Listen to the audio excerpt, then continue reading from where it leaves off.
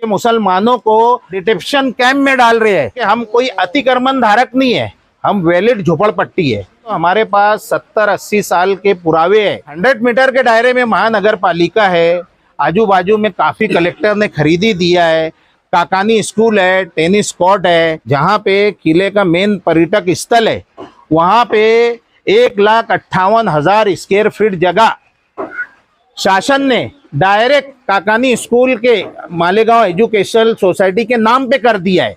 तो मैं उसको घरकुल नहीं बोलूँगा, मैं उसको डिटेक्शन कैंप बोलूँगा। घरकुल के अंदर जितनी खाली बिल्डिंगें हैं वहाँ पे मालेगांव के क्रिमिनलों की पनाहगाह है।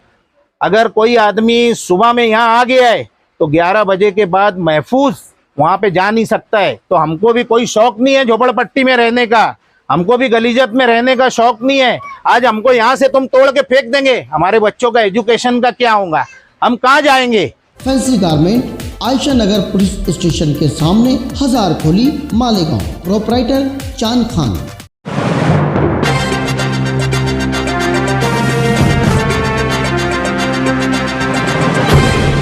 देखते रहिए the prime news Abdul Rahman के साथ। आज हमने देखा कि जो घर घर नोटिस बांटी गई है, आप लोग जो नोटिस जमा कर रहे हैं उसके पीछे एक मकसद, जमा करने का मकसद क्या है वो आपसे जानना है।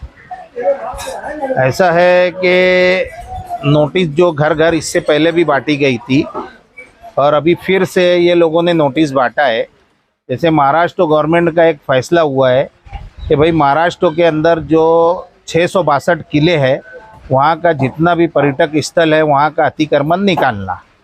तो हमारा बोलना है कि भाई अतिक्रमण निकालना है तुमको तो हमारे को कोई पर्यायी जगह, इससे पहले हमने जो है लोक आयुक्तों में गए थे तो लोक आयुक्तों ने हमको क्लियर कट लिख के दिया है कि भाई पहले इनकी पर्यायी व्यवस्था करना, उसके बाद इनको तुमने हटाना है ना। तो हमारा हटने से जाने से हमारा कोई परहेज नहीं है। जैसे महाराष्ट्र गवर्नमेंट को किला डेवलप करना है, हटाना है, तो पहले हमको पर्यायी जगह का हमको इंतज़ाम करके दे, क्योंकि हम कोई अतिक्रमण धारक नहीं है, हम वैलिड झोपड़पट्टी है। वैलिड झोपड़पट्टी बोलो तो हमारे पास 70-80 साल के पुरावे हैं, नलपट्टी है, घरपट्टी है, फोटो पास है। जो भी महाराष्ट्र झोपड़पट्टी अधिनियम से हमको जो कानून जो पूरे महाराष्ट्र को लागू होता है, हमको भी वो कानून के हिसाब से इन्होंने जगह देना चाहिए। और दूसरी चीज़ जो है, महाराष्ट्र गवर्नमेंट और तहसीलदार और प्रांत और कलेक्टर जो यहाँ पे दूजा सुलूक कर रहे हैं, दूजा सुलूक ऐसा कर रहे हैं कि भाई सिर्फ झोपड़पट्टी को ये लोग नोटिस दे रहे हैं, जबकि महाराष्ट्र गवर्नमेंट ने जो कैबिनेट के अंदर फैसला किया है कि एसआई के कानून 1958 कानून के हिसाब से कि भाई 100 मीटर के दायरे में जितने पर्यटक स्थल है वहाँ की पूरी झोपड़पट्टी को निकालना। तो 100 मीटर के दायरे में महानगर पालिका है, आजू बाजू में काफ़ी कलेक्टर ने खरीदी दिया है, काकानी स्कूल है, टेनिस कोर्ट है। किले के अंदर बाजू जहाँ पे किले का मेन पर्यटक स्थल है वहाँ पे 1,58,000 स्क्वायर फीट जगह शासन ने डायरेक्ट काकानी स्कूल के मालेगांव एजुकेशनल सोसाइटी के नाम पे कर दिया है। अब वो लीज पे जगह दी गई थी, लीज पे ऑटोमेटिकली इनके नाम पे कैसे हो गई। और जब तुम टेनिस कोर्ट वालों को खेलने के लिए जगह दे सकते हो तो गरीब झोपड़पट्टी धारक जो 100 साल से रह रहे हैं, जो किले के खंदक के बाहर है, किले के अंदर भी नहीं है, किले के जो परिषद में है उसमें नहीं है, खंदक है, दीवार है और उसके बाहर है झोपड़पट्टी धारा। तो हमारा बोलना है शासन ने भी, प्रशासन ने भी, कि भाई गरीब झोपड़पट्टी वाले हैं, आज 60-70 साल से रह रहे हैं, तो जो महाराष्ट्र कानून के हिसाब से जो सबको पर्यायी जगह दी जाती है, और ये लोग जो जगह बता रहे हैं घरकुल के अंदर, तो मैं उसको घरकुल नहीं बोलूँगा, मैं उसको डिटेक्शन कैंप बोलूँगा। मालेगांव का डिटेक्शन कैंप है, ये मुसलमानों को डिटेक्शन कैंप में डाल रहे हैं। आज अगर तुम घरकुल की जाके परिस्थिति देखोगे तो घरकुल के अंदर पोजीशन ये है कि पूरा अंडरग्राउंड ड्रेनेज का जो पानी है पूरा घरों के सामने जमा हुआ है, और मालेगांव का सबसे बड़ा डंपिंग ग्राउंड वहाँ पे है। आज अगर तुम हार्ट के, फेफड़े के, सांस के पेशेंट अगर तुम देखोगे तो मालेगांव शहर के अंदर सबसे ज़्यादा तुमको घरकुल के अंदर मिलेंगे। पूरे मालेगांव के क्रिमिनल पूरे मालेगांव के कुत्ता गोली धंधा पानी जितना भी बुरा और बुराई का काम होता है वो घरकुल से होता है। घरकुल के अंदर जितनी खाली बिल्डिंगें हैं वहाँ पे मालेगांव के क्रिमिनलों की पनाहगाह है। अगर कोई आदमी सुबह में यहाँ आ गया है तो 11 बजे के बाद महफूज वहाँ पे जा नहीं सकता है। आज घरकुल की परिस्थिति ये है। तो शासन ने अगर तुमको घरकुल में भेजना है तो तुम शासन ने पूरे महाराष्ट्र का घरकुल घूमना। जो व्यवस्था घरकुल की रहती है वो घरकुल नहीं है। तुम डिटेक्शन कैंप में भेज रहे हो मुसलमानों को।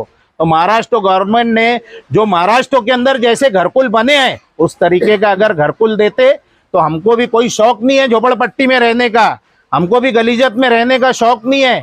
अच्छा हमको वहाँ पे डेवलप करके दो, हम लोगों को वहाँ पे अच्छी व्यवस्था बस दो, हमको दवाखाना दो, स्कूल दो। आज हमको यहाँ से तुम तोड़ के फेंक देंगे, हमारे बच्चों का एजुकेशन का क्या होगा, हम कहाँ जाएंगे। तो महापालिका ने प्रशासन ने जो भी है इन्होंने बैठ के पहले झोपड़पट्टी धारकों का सुनना चाहिए, उनको कहीं पे पर्याय व्यवस्था करके देना चाहिए, उसके बाद यहाँ से हटाना चाहिए। किसी के साथ नाइंसाफ़ी नहीं करना चाहिए। सबके छोटे छोटे बच्चे हैं, सब बूढ़े हैं, कुछ अपाहिज है, कुछ मरीज है। कल रात में एक आदमी इस टेंशन के अंदर अटैक से मर गया है। जब से नोटिस बटी है, पहली नोटिस बटी तो उस वक्त तो 2 लोगों का इंतकाल हो गया, अभी ये दूसरी नोटिस में एक और का इंतकाल हो गया है। तो क्या गवर्नमेंट चाहती है कि लोगों को मार डालना? तो हुकूमत ने या महापालिका ने अपनी जिम्मेदारी निभाना चाहिए। गरीब झोपड़पट्टी धारक है उनको पर्यायी जगह उन्होंने देना चाहिए, उसके बाद यहाँ से हटाना चाहिए, नहीं तो ऐसे हम यहाँ से नहीं जाएंगे।